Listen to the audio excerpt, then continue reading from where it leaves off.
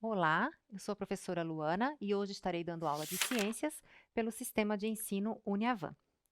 Neste volume 1 do quarto ano, nós vamos trabalhar o Sol como fonte de energia e também vamos trabalhar micro-organismos, tanto o lado positivo quanto o negativo desses seres vivos.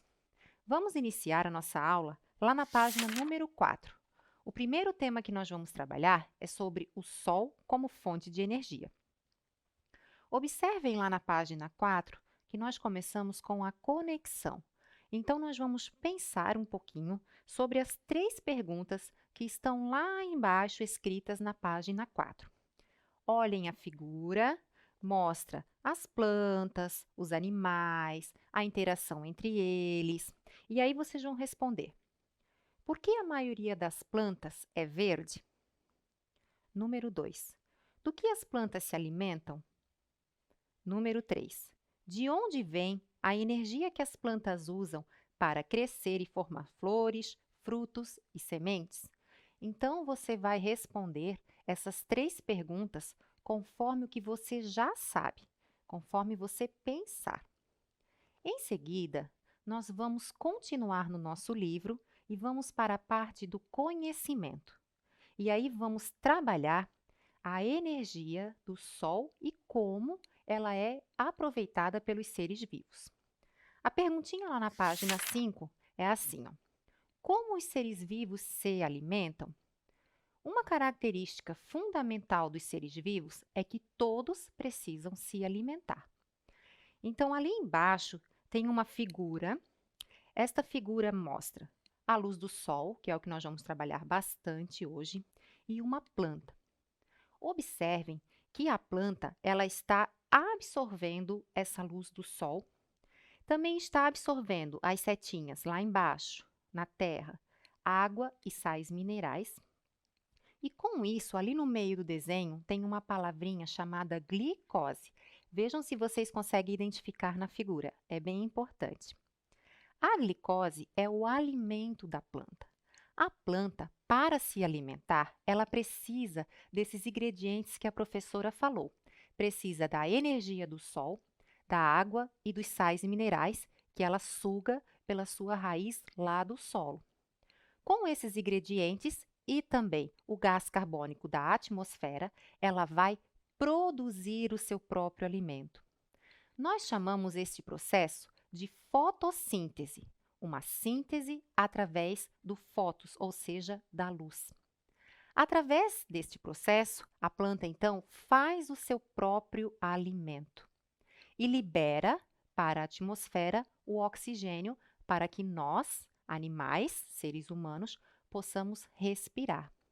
Então, nesta folha, né, esse texto, ele fala para a gente a produção da planta, de alimento da planta, da fotossíntese, e também vem falando da clorofila. Procurem lá no meio do texto essa palavra, porque ela é bem importante. A clorofila é o pigmento verde das folhas, ou seja, é como se a folha tivesse uma tinta dentro dela, uma tinta verde. Ela é fundamental para que a planta possa absorver a energia luminosa do sol e, assim, conseguir realizar a fotossíntese.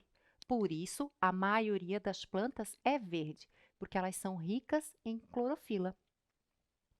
Seguindo adiante, na página 6, tem uma série de imagens lá de animais.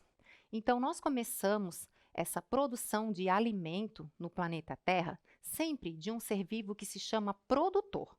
Sempre será uma planta que produz o seu próprio alimento. Em seguida, vem um animal que come uma planta. Nós chamamos eles de herbívoros. No caso do nosso livro, temos ali o exemplo de um coelho e de uma abelha. Então, um animal que se alimenta de qualquer parte de uma planta, nós chamamos de herbívoros. E quando um animal come a carne de outro animal, nós vamos dar o nome de carnívoros. No nosso livro, nós temos como exemplo a coruja e o tubarão. Tanto os herbívoros quanto os carnívoros são chamados consumidores uma palavrinha em negrito lá no começo da nossa folha. Então, eles consomem algum alimento. Eles não produzem o seu próprio alimento, como falamos anteriormente das plantas.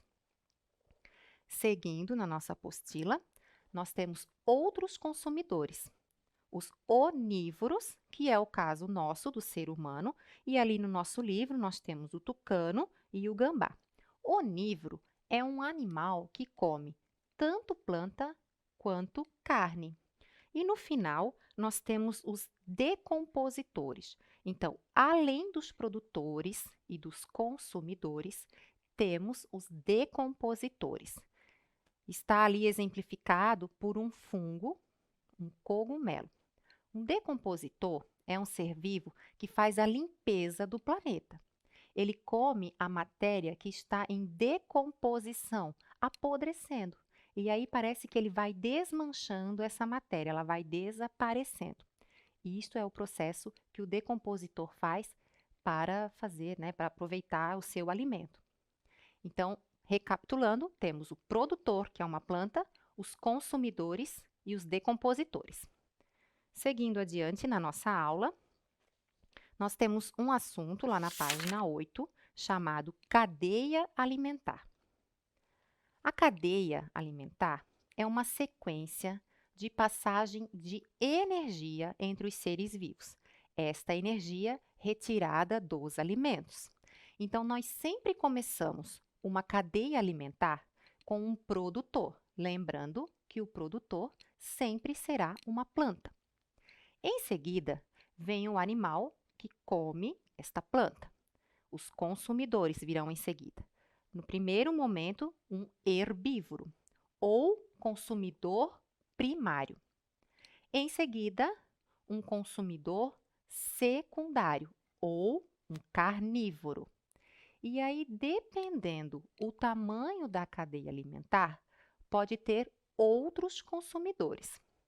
Lá no final da folha, tem um desenho que tem uma cenoura, aí está escrito lá, produtor, consumidor primário, observem lá, e consumidor secundário. Então, produtor a planta, consumidor primário ou herbívoro, coelho, consumidor secundário ou carnívoro, uma raposa. Embaixo, em amarelo, está escrito uma outra denominação, que é nível trófico. O nível trófico é cada etapa da cadeia alimentar.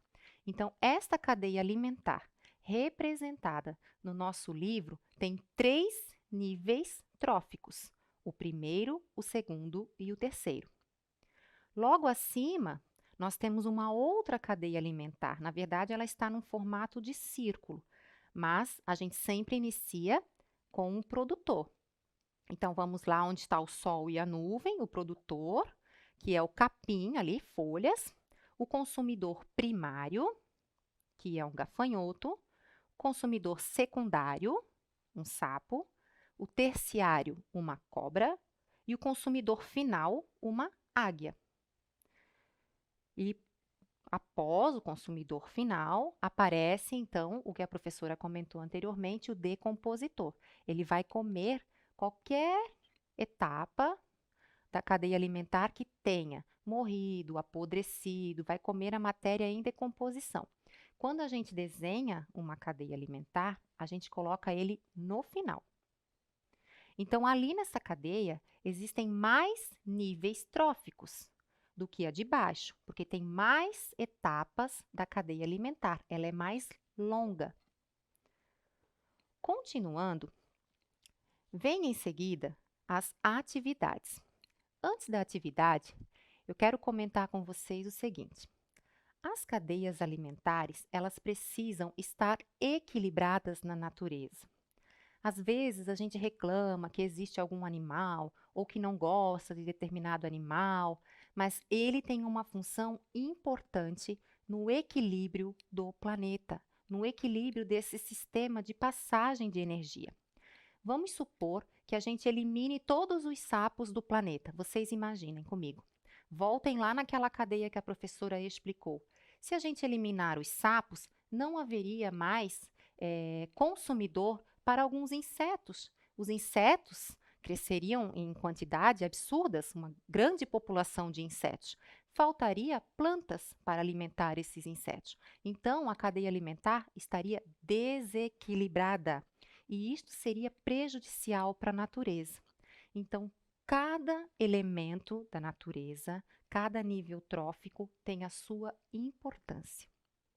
Nas atividades, você vai responder qual é a função do Sol nesta produção, nesta passagem de energia, e também vamos montar cadeias alimentares.